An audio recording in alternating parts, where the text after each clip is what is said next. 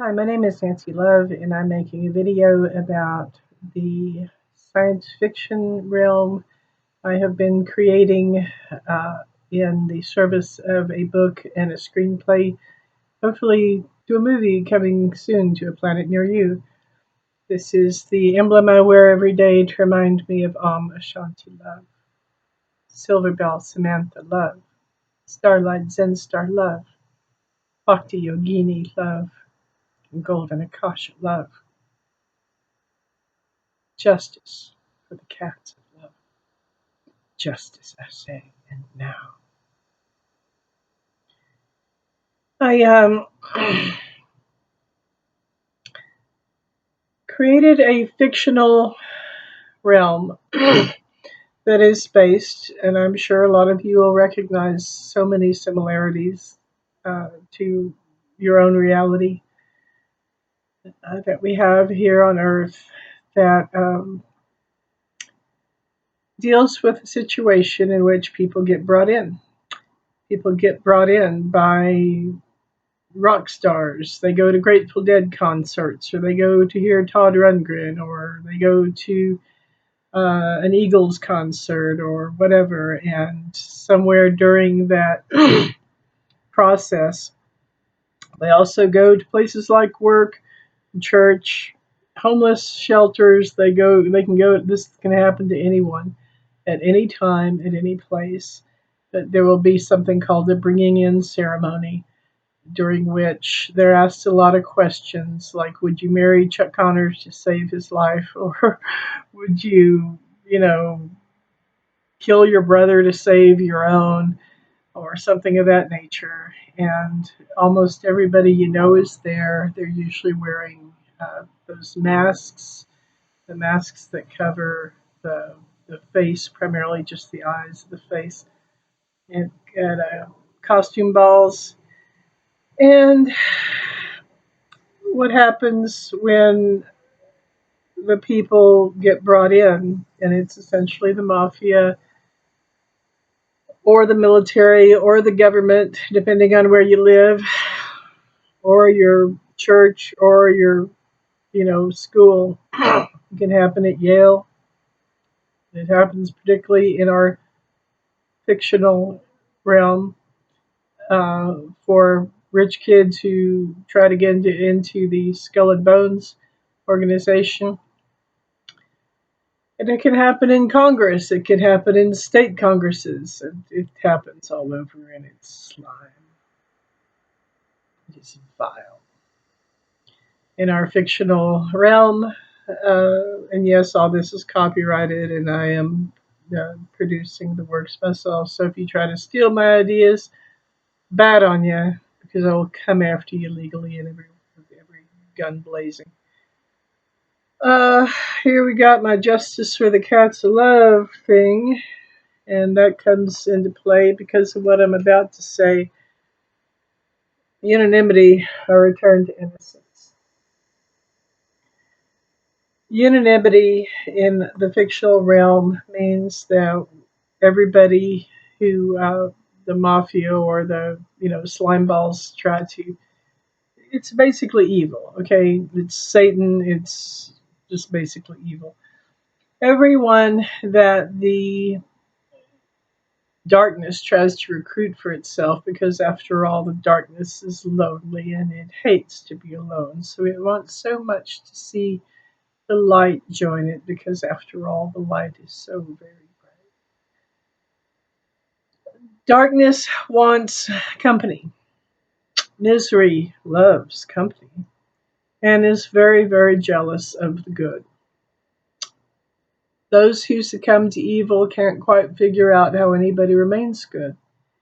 And therefore, those of us who remain good, either in real life or in a fictional context, such as what I've created with Return to Innocence, Game Over, uh, are often targeted by predators of the darkness, and it tries to drag us in and make us slime, because it hates the good when it should admire the good. It is jealous of the good when darkness should try to emulate the good. Darkness should try to be the light, not sit around hating it and being jealous of it. Come on, get with a psychologically healthy program now. Yeah, thank. But return to innocence, game over, requires unanimity. In our fictional context, NK Ultra, the lead character, and our hero, and her name is NK Ultra as a play on words. It's a play on the acronym MK Ultra, used by the United States military. It means mind control. They used a K instead of a C. And her name is Nancy Katerina Love. And that's not exactly my name. My name is Nancy K. Love, but not Katerina. So NK Ultra has this phenomenon in which she fights the game for more than 27 years when the story opens, and a lot of it is told in flashbacks of her life and the lives of others. But unanimity has was taught to her as a concept to cleanse the game from the world when she was a child growing up at the National Security Agency attached military intelligence base at which she was born. Those people knew quite a lot, and they were extremely sophisticated and had complex philosophies and educations and things like spirituality and religion and symbolism and anthropology, which might be surprising for people in the military, but if you know military intelligence, you know that's not an oxymoron, and you know there's plenty of it. Very, very sophisticated people in the military, and that's not fiction. So, what she was taught is that she was in basically a hologram, a virtual reality simulation, but with pain wired in to the neurological complexes of all these holographic beings so that we wouldn't all kill ourselves. Because once you realize that you're sort of kind of a synthetic life form and really not quite as organic as you thought you were, and there may have been an original timeline. In fact, there was an original natural timeline in which things were good and holy and truly organic, and all this other stuff is probable timeline probable timeline simulations that are a result of manipulations from the very distant future being promulgated mostly by hybrid beings, extraterrestrial beings that have hybridized with human forms. When you realize all that, that can be very unsettling, and you might want to just off yourself when you realize you're not quite as real as you think you were. And you're sort of a pawn and you're sort of being played, but you try to wrest control over your own life, and that is quite possible because the hybrid beings that are playing us from the future in this science fiction realm are, in fact, respectful of independence and those who want to free the slaves, including themselves. The hybrid beings do not willingly free their enslaved pawns. They have to be convinced. But enough vehemence, enough railing against your chains, and they get with the program and they start respecting you instead of just using you. And they start admiring you because they realize that evolution, at least in that one being that seems Homo sapien, has happened. And as soon as they start seeing evolution, spiritual, philosophical, courageous evolution among beings, they start understanding that that particular species, be it Homo sapiens or the next evolution of humanity, which is Homo spiritus, has occurred, and they stop playing the game. They let everybody out. And what NK Ultra hears in these tutorials she gets from the National Security Agency as a child is that this is all a game. We are being played, including the militaries, plural, of the world. including the civilians, plural, of the whole world, including plants and animals and trees and so forth, and the birds and the bees of the world, and that freedom is possible and enslavement is not necessary. Therefore, to borrow the term from Star Trek and my good friend Time Fleet Admiral Time Fleet Admiral Gene Roddenberry, resistance is essential. Resistance is not futile. Resistance is essential. Resist now. You think? Unanimity is something here again that isn't her own idea. It's not like a plan she came up with from the bright ideas of her brain and soul. It's something she was told had been used on a number of different planets in a number of different galaxies and in a number of different dimensions as a way to heal and correct the toxicity of the game. Here again, the game involves sacrificing a life to save your own, or giving up something essential to your being in order to save your life, or something of that nature. It always involves um, lack and a really demented idea of control, and it's a way that people are tortured.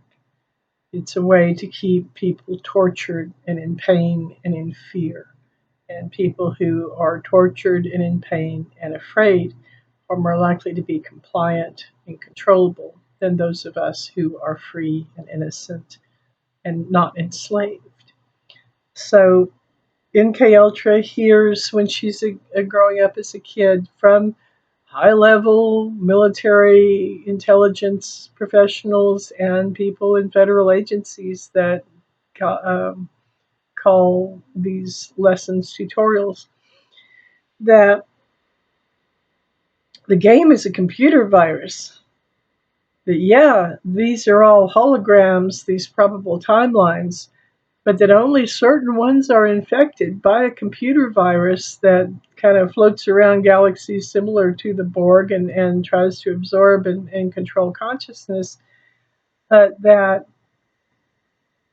the computer virus infected this probable timeline on planet Earth just over 3,000 years ago. And it was a result of jealousy between people.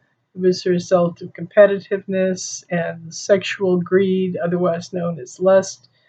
And it came about because some hybrid beings from the future looked down on and back at Homo sapiens in that particular timeline, in that particular at that particular state of evolution, and deemed them worthless ruffians that were unworthy of freedom. So they said, okay, these individuals don't have any evolution anyway because they're too busy being jealous of each other, raping each other, coveting each other's everything, and competing with each other and making war against each other. So why don't we just use them to play games of our own, and we'll manipulate their lives and their time and their histories and pretty much make them miserable because they're not evolved enough to care that much anyway, or to be worthy of freedom. So NK Ultra is shocked as a child to hear all this because she thinks she's growing up in a natural world just the way her cohorts do. But she's had to sign security clearances and promise on her honor to not tell anybody about all this. But after a while, she just gets tired of keeping it all a secret. And decides to not only talk but scream loud. MK Ultra begins to tell everything she knows to anyone who will listen because she wants that information from the tutorials she received as a child to be shared widely. So, since reality as people know it is a doctored, manipulated reality. Since most people are considered pawns to be played and slaves to be tortured and controlled and terrified, threatened, and sometimes rewarded for responding immorally and illegally to those threats. Um, she's clamoring to know, well, what can be done? What can be done? How can we free the slaves? Because she's this great freedom fighter from the get go, right? She's a little kid going, but crying. She says, how can I, as a child who is innocent still, help free the slaves? And the highly intelligent, extremely sophisticated military intelligence men, and at the time they were almost all men. Wonder why that is. Um, said it can be fixed with one word: unanimity. That means everybody behaving the same way at once. Everyone being loyal to a cause. Everyone, talking about a revolution, talking about an evolution. When And this is what, please listen to me very carefully, because there are some really good reasons why I'm telling you this right now. I don't want you to have to wait to see it in a movie. I don't want you to wait to read it in a book. And I don't have the luxury of the time to develop the screenplay for the film right now. But it's important that you hear me because you were led to this information today for some really good reasons of your own. When even only 10% of a planetary population stops allowing recruitment and stops playing the game and refuses to answer questions like, would you marry Clint Eastwood to save his life? Because that's immoral, that's unholy, and that's unnatural to even ask such a question, because Clint Eastwood needs to be off living his life no matter what, regardless of how many people will marry him or not. Yeah. Um,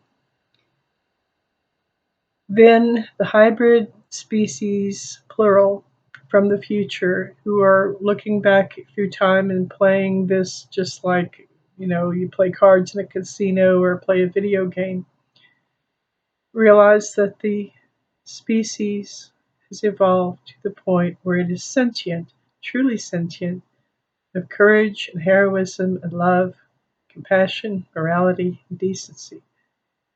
And as soon as only 10% of us people refuse to play the game with the lives of others, and that means our cats, our dogs, our horses, our parrots, our ferrets, our children, our brothers, our sisters, our mothers, our fathers, our family, our co-workers, our neighbors, our enemies.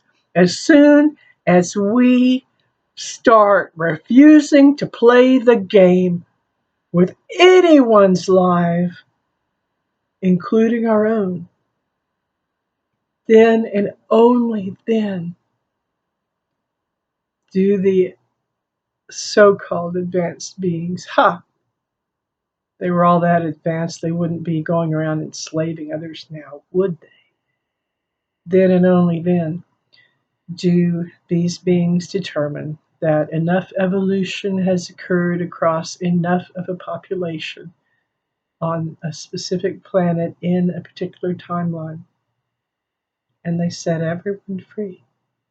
So it only takes 1 out of 10 of us to free the rest of us. It only takes 10% of us to put our fists down and say no to enslavement. MK Ultra, our hero, is one of them, but she's not the only one. You may say she's a dreamer, but she's not the only one.